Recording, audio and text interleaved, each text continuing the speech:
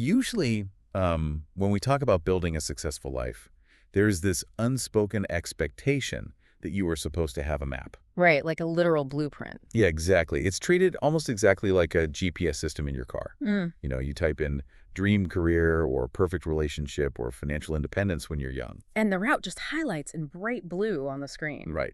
And society just points at it and says, drive straight, don't deviate, just keep going. And we crave that. We are, biologically wired to crave linear progression because it's incredibly comforting. Totally. The human brain just loves predictability. When progress is visible, charted, and broken down into predictable milestones. Like graduate at 22. Exactly. Graduate at 22, manager by 30, married by 32. We get a steady drip of dopamine from that. We know our estimated time of arrival for happiness. Right. But then you step into the actual messy lived experience of being a human being on this planet. Yeah. And almost immediately, that metaphorical GPS just starts flashing, recalculating forever. Forever. It never stops. You take wrong turns, you invest 5 years into a career path only to realize you hate it. Or you pour your heart into a relationship that ends in a brick wall. Yeah, and you end up sitting in existential traffic for years. Yeah. And when that happens, we look around at the landscape of our own lives and think, I have ruined this. I am completely lost. We really do. We treat the feeling of being stuck as a catastrophic failure of navigation. Right. If the line on the graph isn't going up and to the right, we assume we are doing something fundamentally wrong. We look at periods of stagnation or failure as dead weight, just a totally wasted time. But what if sitting in that traffic was actually the point? Today, we are unpacking a stack of research and philosophical perspectives that flips our entire modern obsession with overnight success, life hacking, and relentless optimization completely on its head. It really does. It's a huge paradigm shift. It is.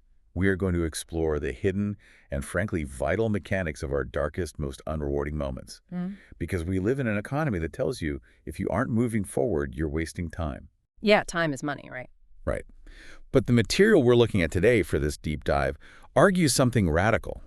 It says the times you felt totally stuck, completely useless, or entirely defeated were actually doing the heavy lifting of building your cognitive and emotional architecture. The core premise we are diving into can be distilled into a single, somewhat jarring concept. It's that the depth of your suffering and your stagnation translates directly into the depth of your capacity to live. Wow. Yeah.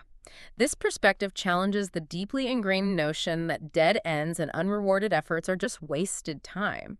Instead, it suggests that what we perceive as waste is actually the biological and psychological prerequisite for profound, resilient personal growth. Okay, let's unpack this. Because if you're listening to this right now, I can almost guarantee you have a chapter in your life, maybe it's a chapter you were in right this very second, that feels like a massive, humiliating waste of time. Oh, absolutely. Everyone has one. A failed startup, a degree you never used, a decade spent with the wrong person. By the end of this deep dive, the way you look at those exact regrets is going to change. But to understand the hidden mechanics of a detour, we have to start with the most common way we torture ourselves. The dabbler. Yes, the shame of the dabbler, the guilt of trying a million different things and mastering absolutely none of them. The shame of the dabbler is incredibly pervasive. I mean, if you look at someone whose resume or life history is just a scattered collection of unrelated pursuits. Look, they tried coding. Right. They tried coding, then they opened a bakery, then they spent 2 years getting really into amateur woodworking, and now they work in digital marketing. Yeah. Society looks at that and diagnoses it as a lack of discipline. We view it as a failure of focus. I mean, we literally have built-in derogatory phrases for this. Jack of all trades, master of none. We use it as an insult or at best an apology for someone who just couldn't figure their life out. But if we look at this through the lens of cognitive science and schema theory, that scattered life history takes on a completely different meaning. How so? Well, when you walk a single straight path, say, you decide at 18 you want to be a corporate lawyer, and you never deviate. You build one incredibly deep neural schema. You understand the landscape of law perfectly. Right. But your worldview, your problem-solving toolkit, is inherently limited to the vocabulary of that one environment. So it's like you're walking on a freshly paved highway. You know exactly how to drive on the highway, but you have no idea how the back roads work. Yes, exactly. Or how to navigate a dirt trail, or what the weird little towns off the exit ramps look like. Exactly. Now, consider the person who takes detours. The dabbler. Every time they start down a new path, struggle to learn the basics, and then pivot to something else, they are accumulating a vastly different set of cognitive data points. That's not a waste. No. In neuroscience, cognitive flexibility is the brain's ability to transition from thinking about one concept to another, or to think about multiple concepts simultaneously. The dabbler is inadvertently building a massive overlapping network of these concepts. That makes a lot of sense. The source material we're analyzing uses a fascinating biological metaphor here. It describes these seemingly useless, unrewarded experiences as quietly fermenting in the mind. Fermenting. Oh, I love that word. That implies it takes time and happens in the dark, and it changes the fundamental chemical structure of the thing. Yes. It's like cooking.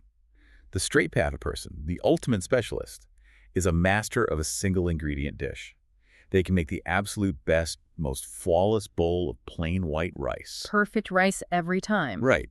But the dabbler, the person who failed at painting and then burned out in sales and then spent a year obsessing over soil chemistry, they are making a complex, slow-cooked stew. A stew. I like that. The flavors are melding together over years, entirely out of sight to create something totally unique. And that unique flavor profile is where actual innovation comes from. People who can pull metaphors, structures, and problem-solving techniques from entirely unrelated fields are the ones who can navigate unprecedented problems. But, I know that sounds a bit abstract. It does sound a bit abstract. And honestly, I have to jump in here and inject some reality into this. Okay, go for it. Because the slow-cooked stew sounds highly romantic. But let's look at the actual economy we live in. It's the real world. Yeah, the real world. Yeah. Capitalism heavily rewards the specialist. The 22-year-old who picked a lane, put their head down, and grinded in one specific industry is the one getting the promotion and the mortgage at 30. That's true. The dabbler is often 35, living with 3 roommates, and feeling like a complete failure. So how is the listener supposed to practically trust this fermentation process when they look around and see themselves falling dangerously behind their peers? That is the exact friction point, isn't it? What's fascinating here is that you're right. Capitalism rewards the specialist in the short term, primarily because capitalism demands immediate efficiency. Right. They want results right now. The specialist is highly efficient because they are a known quantity. They perform a specific function flawlessly. But what happens when the industry changes overnight? What happens when AI automates that specific function? The specialist's deep single schema suddenly becomes a liability. They have no cognitive flexibility. They're a master of a game that no one is playing anymore. Precisely. Let's look at a historical example of this fermentation process that didn't look like it made any economic sense at the time. Look at Steve Jobs dropping out of college and randomly sitting in on a calligraphy class. Oh, I've heard this story. Yeah, by every metric of the 1970s economy, that was a massive waste of time. Calligraphy had absolutely zero practical application for a guy tinkering with circuit boards in a garage. It was a dead end. Totally. But he was building an entirely separate cognitive schema about aesthetics, spacing, and the emotional weight of typography. It fermented in his brain for a decade. Then, when he was designing the Macintosh, he merged the schema of computing with the schema of calligraphy. Wow. He created multiple typefaces and proportionally spaced fonts. He fundamentally changed how humans interact with machines because he had a useless detour fermenting in his toolkit. So the dabbler is essentially building an incredibly complex API in their brain. Exactly. They are writing code in the background of their lives that they don't even know they're going to use yet. Yeah. The microscopic lessons like how to read a difficult customer in retail, how to organize a messy data set in a failed office job, how to physically endure exhaustion from a marathon they didn't even win. Yeah. All of that is permanently installed. You aren't just flailing, you're gathering raw materials. And this realization fundamentally shifts how you view your own past. You don't have to look at your 20s or 30s as a graveyard of abandoned projects. They are an active fermenting laboratory. That's a huge relief. But this idea of feeling inadequate because you didn't take the direct route, it goes way beyond our careers and our hobbies. That feeling of falling behind deeply infects our personal lives too, especially in the realm of romantic relationships. Right. And usually the shame in our romantic lives doesn't come from trying too many things. It comes from the times we didn't do anything at all. Exactly. The hesitation. Yeah. The times we took the long way around or just completely froze. The material addresses this by diving into the concept of romantic passivity. And it hits on a very quiet very pervasive inferiority complex that a lot of people carry around. Like they aren't bold enough. Yeah, it's the feeling of looking back at your life and thinking, I missed out on so many incredible connections because I was simply too scared to make a move. I was a coward. We culturally worship the aggressive pursuer. I mean, the entire modern dating landscape, the apps, Tinder, the swiping, Yeah. the whole shoot your shot mentality, It's all volume. it is entirely built on volume and aggressive momentum. The person who sees someone across the room walks right up without a second thought and gets their number. That's the movie protagonist. Exactly. That's who we are told we are supposed to be. We celebrate the lack of friction. The cultural pressure to be that go-getter equates direct action with confidence and passivity with weakness or fear. But the perspective we are unpacking completely reframes this. What? It suggests that what we quickly label as cowardice often masks a profound, paralyzing sincerity. I want to stop on that word, paralyzing sincerity. Yeah. What does that actually look like in the brain of someone who is hesitating? Because from the outside, they just look frozen. Instead of operating on ego-driven momentum, which is just the biological urge to satisfy a desire immediately, the passive person is engaging in an intense, overwhelming exercise in something psychologists call theory of mind. Theory of mind. Right. Theory of mind is the cognitive ability to attribute mental states, beliefs, intents, and desires to oneself and to others, and to understand that others have beliefs that are different from one's own. That sounds complicated. It is. When a highly sincere person hesitates in romance, their brain is flooded with variables. They're thinking, how would my approaching them make them feel? Am I putting them in an uncomfortable position? Right. Are they just trying to enjoy their coffee in peace? Do I actually have the emotional bandwidth to treat this person well? Here's where it gets really interesting. We usually frame not making a move as cowardice. But what if it's emotional caution tape? Oh, emotional caution tape. I like that. You are respecting the other person's boundaries and their autonomy so intensely that you would rather suffer the private pain of missing out than risk intruding on their peace. You are prioritizing their hypothetical comfort over your actual desire. That is a phenomenal way to frame it. You are exercising your empathy muscles in a vacuum. The time spent not forcefully closing the distance between yourself and another person isn't empty time. It is a rigorous, invisible training ground for compassion. Wow. You are building the neural pathways required to center another human being's experience. Whereas the person who just walks up and grabs the number, they might get the date, but they haven't necessarily done the quiet work of considering the other person's internal world. They're just a boulder rolling downhill. Exactly. They have momentum, but they might completely crush the grass they're rolling over. Let's follow that momentum metaphor. Think about relationships built purely on that initial frictionless speed. The love at first sight, aggressive pursuit model. It's highly romanticized, but structurally, it often lacks a sturdy foundation. Because it's just chemistry. It's built on a massive spike of dopamine and adrenaline. But what happens when the momentum inevitably slows down? What happens when real life introduces friction, like a lost job, a sick parent, a disagreement over finances? The relationship collapses because the underlying architecture of empathy was never fully excavated. They never learned how to sit in the tension of considering the other person's needs over their own because they started the relationship by prioritizing their own desire to catch the person. Precisely. But the person who hesitates, who agonizes over the weight of human connection, they are cultivating a deep, sturdy gentleness. When that person finally does enter into a relationship, they don't treat the other person lightly. They know the value of it. They bring a deeply cultivated, slow-grown kindness. The hesitation was actually preparation. The listener who feels ashamed of their past romantic timidity needs to understand that they weren't failing. They were carefully building a safe harbor that will eventually make their future relationships virtually unbreakable. The hesitation was preparation. I love that. So we are seeing how this deep emotional capacity is born from what feels like a limitation or a failure to act. But this profound empathy born from emotional hesitation is powerful. It is. What happens, though, when the limitation isn't just an emotional hesitation? What happens when the limitation is a violent, undeniable physical reality? This is where the material takes us into the profound, often unspoken territory of severe illness and physical trauma, specifically the experience of living with permanent after effects. When your body does not fully bounce back and you are forced to wake up every single day facing a new, non-negotiable physical limitation. It's the ultimate loss of control. I mean, you can't outthink a broken spine or a chronic autoimmune disease. The sheer frustration of not being able to do things you used to do completely effortlessly, like walking up a flight of stairs or just opening a jar, that has to be one of the most psychologically agonizing experiences a human being can endure. It is entirely shattering. It destroys the ego because it destroys the illusion of bodily autonomy. But from that complete biological and psychological destruction, a very specific, almost transcendent realization can emerge. The text introduces a powerful Japanese cultural concept to frame this. Okay. Maramuk. Maramuk. I want to make sure we really understand the weight of that word. How does it translate? It roughly translates to the idea that living itself is pure profit. But to really grasp its weight, you have to understand the philosophical context.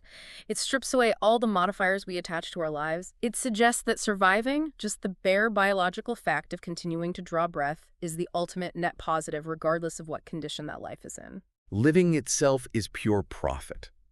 That is incredibly heavy, especially in a Western context where we are practically brainwashed to believe the exact opposite. We operate almost exclusively on a system of conditional value. Think about how you evaluate your own worth on a random Tuesday. You tell yourself, I am valuable today because I cleared my inbox. Or, I am valuable because I went to the gym. I am valuable because I provided for my family. Our entire self-worth is conditionally tied to our output. We are capitalists of our own souls. If I'm not producing, I am operating at a loss. Yes. And severe physical trauma violently strips away every single one of those conditions. When you are strapped to a hospital bed or when you are incapacitated by chronic pain, you cannot be productive. You cannot hustle. Right. You cannot prove your worth through output. You are forced into a brutal confrontation with the bare essence of your existence. And when you survive that, when you make it to the other side with permanent limitations, your neurological baseline for what constitutes a good day is fundamentally rewritten. It's like taking a highly complex, modified video game console and just hitting the hard factory reset button. I like that analogy. When we are healthy, our baseline for happiness creeps impossibly high because of hedonic adaptation. We get used to feeling good. So our brain says, okay, health is given. Now I need a promotion to feel happy. Okay, I got the promotion. Now I need a vacation to Europe. Now I need my kids to get into a top school. We are constantly raising the rent on our own happiness. Hedonic adaptation is the treadmill we never get off of. We are running furiously just to stay at a baseline of contentment. But the trauma, the illness, it unplugs the treadmill. It hits the factory reset. It drops that baseline all the way down to absolute zero. Suddenly, the simple biological fact that your lungs are capable of expanding and contracting without searing pain is a massive, monumental win. Getting out of bed is a triumph. If we connect this to the bigger picture, that factory reset provides an incredible paradoxical liberation. Once a person truly internalizes Maramuk, not just intellectually, but in the very tissues of their body, they are freed from the exhausting anxiety of conditional value. That sounds so peaceful. It is. They no longer have to constantly justify their right to take up space on the planet by achieving things. The pressure just evaporates. They realize that a casual conversation, a quiet morning looking out a window, a sip of cold water, these aren't just filler moments that happen between the big, important achievements. They are the main event. The center of gravity in their soul shifts. But that total biological reset changes your baseline, and it also creates a bizarre side effect. Suddenly, you can't relate to normal people anymore. Yeah, that happens a lot. Once you realize that baseline existence is a gift, you become hyper-aware of all the superficial games everyone else is playing. You watch people having absolute meltdowns over a delayed flight or a rude email, and you just cannot compute it. Which brings us to the deep isolation that comes from carrying this kind of heavy knowledge. The struggles of the hypersensitive soul. The material transitions here to speak directly to people who feel a suffocating disconnect in daily life. People who feel like they are constantly on the outside looking in, fundamentally unable to smoothly blend into group dynamics or workplace culture. The people who feel like existence itself is a bit itchy. Like they're walking around in a sweater made of fiberglass while everyone else seems to be wearing silk.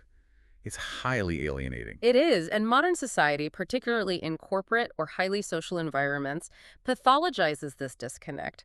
We label it as a lack of emotional intelligence, a flaw, or social awkwardness. But neurologically, we are often looking at a phenomenon known as sensory processing sensitivity. People with this trait process stimuli, both physical and emotional, much more deeply than the average person. The text strongly validates this experience. It argues that the inability to blend in is not a defect. It is proof of a highly tuned, hypervigilant sensitivity to the subtle contradictions of human behavior. Okay, let's make that concrete. What does it actually mean on a Tuesday in the office to be sensitive to life's contradictions? It means your brain automatically registers the gap between what people are saying and what their microexpressions are doing. You walk into a meeting, and while everyone else is cheerfully discussing a new project, you can physically feel the unspoken resentment between the two managers leading it. Oh, I hate that feeling. You notice the forced laughter. You notice who is dominating the space and who is shrinking. Easy-living people, those who glide through social situations without friction, can subconsciously ignore those complex dynamics to keep the peace. The sensitive person cannot turn off the data feed. I used to hear this described as being the canary in the coal mine, where you're the first one to feel the toxic gas.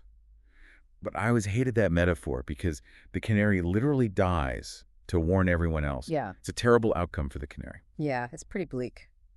A better way to look at it might be like having perfect pitch in a world where almost everyone else is completely tone deaf. If you have perfect pitch, you have to sit in a room while 20 people enthusiastically sing a song entirely out of key, it is going to be physical agony for you. Absolutely. You're going to grimace, you're going to want to cover your ears, you're going to look weird and antisocial to everyone else who thinks they sound great.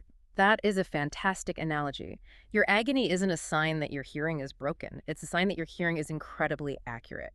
You are perceiving a reality that they simply do not have the biological equipment to hear. And this heightened perception brings us to one of the most painful aspects of human interaction: betrayal. Yeah. Because when you have that perfect pitch for human behavior and you try to be sincere, the pain of being used or manipulated is amplified tenfold. Right. Let's talk about the trauma of betrayal.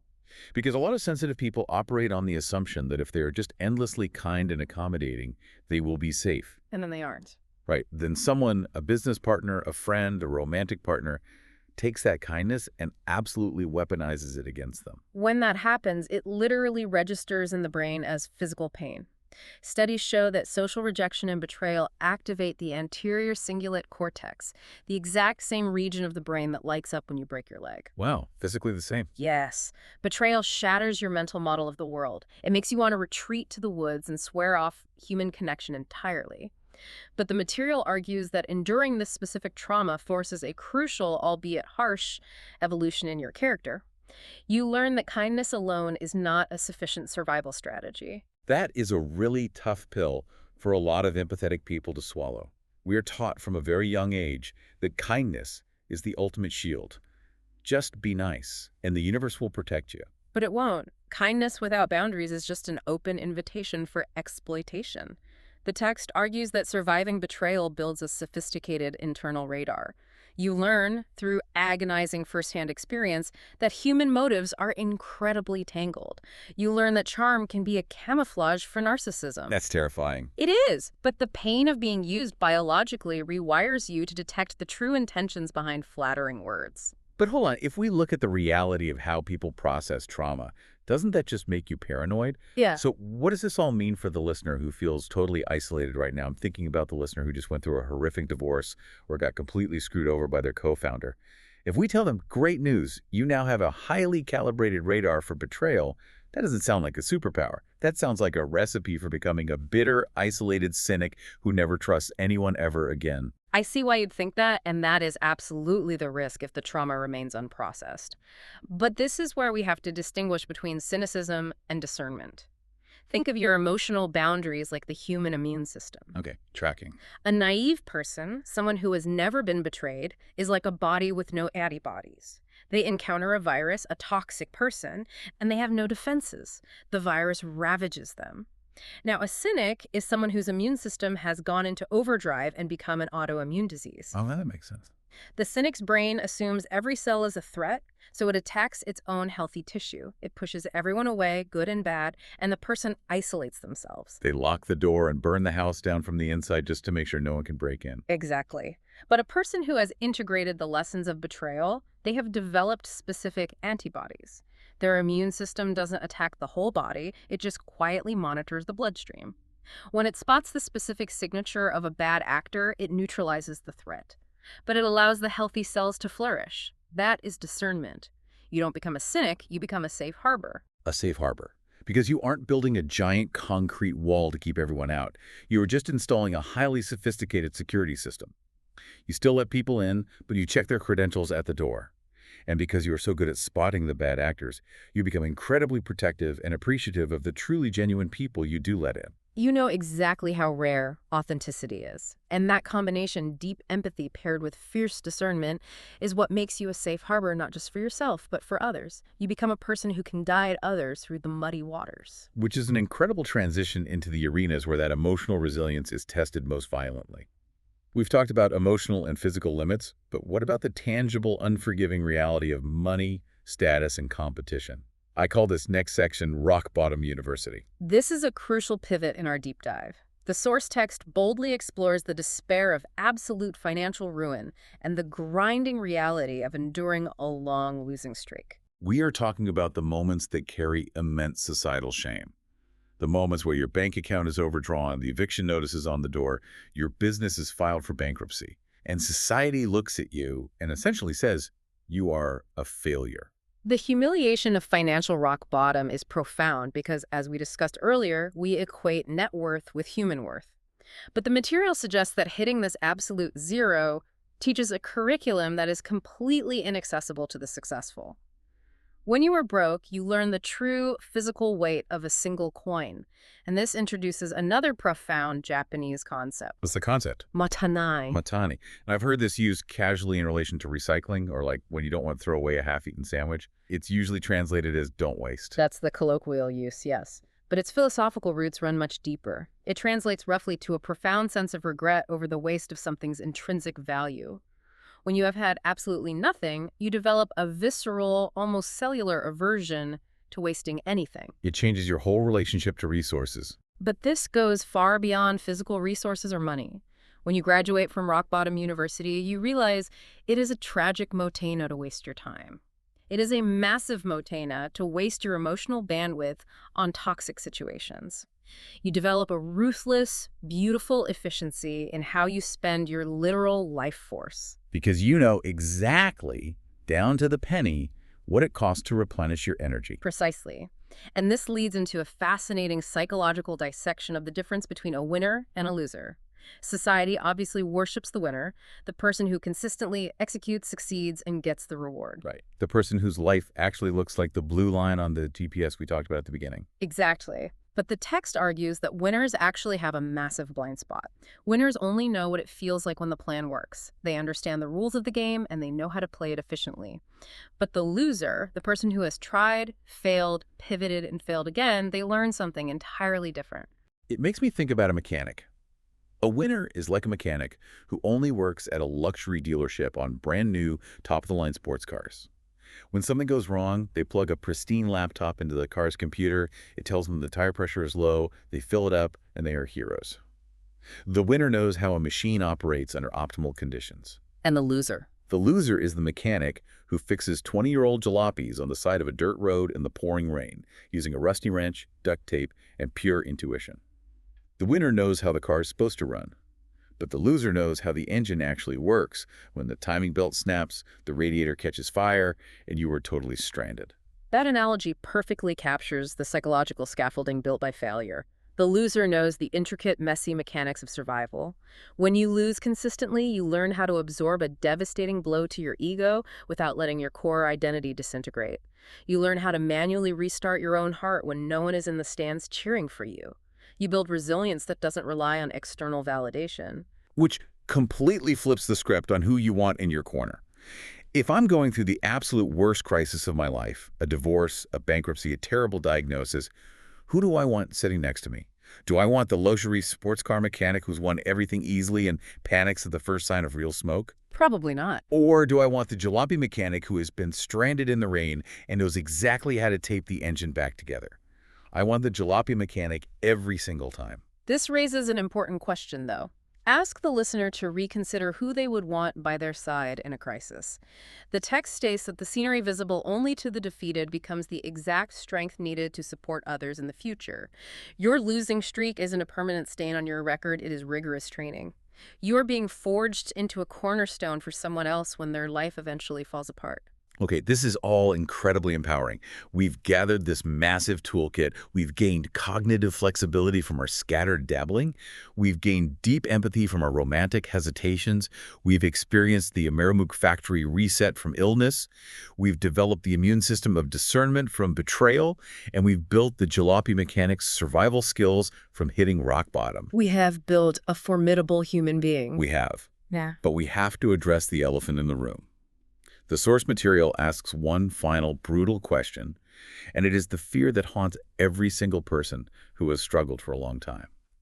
What if the big win never actually arrives? Yes. What if we have gathered all these amazing tools, endured all this suffering, and we are just forever a late bloomer who never actually blooms? This brings us to the climactic synthesis of the entire deep dive. It directly confronts the terror of the unfulfilled promise, the fear of reaching the end of your life without ever achieving a major, visible, society-approved success that makes all the suffering worth it. Because no matter how much we talk about the nobility of the struggle, we still secretly hope the universe is keeping score, and that one day it's going to hand us a giant, undeniable trophy to compensate us for the pain. It is a natural human desire for narrative closure. We want the Hollywood ending. But the text proposes a radical shift in how we measure a successful life. It argues that waiting for that giant trophy is a psychological trap that will blind you to the life you're actually living. It posits that true wealth is not found in a single massive achievement, but in the sheer volume of small joys you are able to consciously absorb over a lifetime. The volume of small joys. Let's make that real. What does that mean? It's the sensation of a hot cup of tea warming your hands on a freezing morning. It's the profound quiet of a room when you finally have a moment completely to yourself. It's the physical relief of slipping into clean sheets when you are exhausted. The material argues that if you reach the end of your life without a single major success on your Wikipedia page, but your nervous system has deeply, consciously registered those thousands of tiny joys, your life is an indelible success. The capacity to feel the small things without taking them for granted is the actual wealth. But there is a massive biological roadblock to this, isn't there? The text points out a huge trap that long-suffering people fall into when good things, even small good things, finally start happening. Yes, and this is arguably the most psychologically acute observation in the entire body of work we are looking at today. It explores the phenomenon of the starved heart. It examines the paradox of what happens when a person who has endured years of trauma and stagnation is finally handed a moment of genuine peace or happiness. Very often, they completely sabotage it. The starved heart. Why does the brain do that? Why would we finally get what we want and then actively destroy it? To understand this, we have to look at the neurobiology of trauma. When you endure years of dead ends, betrayals, and losing streaks, your nervous system physically adapts to expect pain. Your baseline state becomes hypervigilance. Your brain becomes addicted to cortisol and adrenaline because that's what keeps you alive in a crisis. You view struggle as the normal state of affairs. So your amygdala, the fear center of the brain, is just constantly scanning the horizon for the next disaster. Exactly. So what happens when happiness finally arrives? Say you finally get into a healthy, secure relationship, or you finally achieve financial stability, or you land a job where your boss actually respects you. When the environment suddenly becomes peaceful, the traumatized nervous system doesn't know what to do with it. Peace feels like a trick. The brain views this happiness as a fragile, rare anomaly, a glitch in the matrix that is surely about to be corrected. The absence of a threat actually feels more threatening because it's unfamiliar. So instead of just exhaling and enjoying the relationship or the job, you completely freak out. You grip it too tightly. You become obsessed with losing it. You analyze your healthy partner's every sigh, convinced it means they are secretly plotting to leave you. You hoard your money in sheer panic instead of enjoying the stability. This starved heart demands absolute 100% reassurance from the universe, which is an impossible demand. And ironically, this intense, terrified grasping, this suffocating hypervigilance, ends up driving the happiness or the partner or the opportunity away. Your biological fear of losing the happiness creates the exact behavioral conditions for its destruction. It is literally like a starving person who is finally handed a feast. Imagine someone who has been lost in the wilderness for 3 months, eating nothing but bark and insects. They're finally rescued, they are brought into a warm house, and they are handed a massive feast, a giant steak, mashed potatoes, rich cake, everything. If they sit down and eat that entire feast all at once, what happens? Their body will literally go into shock. refeeding syndrome. Their digestive system will shut down, their electrolytes will crash, and it could literally kill them. They cannot handle the abundance because their system is calibrated for starvation. That is the perfect biological equivalent. To survive the rescue, they have to reintroduce food incredibly slowly. You give them a tablespoon of broth, then wait an hour, then maybe a cracker. That is the exact prescription for the starved heart. Do not treat happiness as a massive, overwhelming feast. And more importantly, do not treat it as a sacred, fragile glass orb that might shatter if you breathe on it wrong. You have to titrate your joy. You treat it as a completely normal extension of the mundane every day. Broth first. Broth first. Fill the cup of your heart slowly. When you feel that familiar panic rising in your chest, that voice that says, "This is too good to be true, the other shoe is about to drop, I need to ruin this before it ruins me," you have to consciously intervene. You don't demand grand promises from your partner. You don't try to lock down the future. You pull your focus entirely into the present physical reality. You focus on the hot cup of tea. You focus on the quiet room. You integrate the happiness into the mundane reality of your life, letting your nervous system slowly realize that it is safe to digest this joy.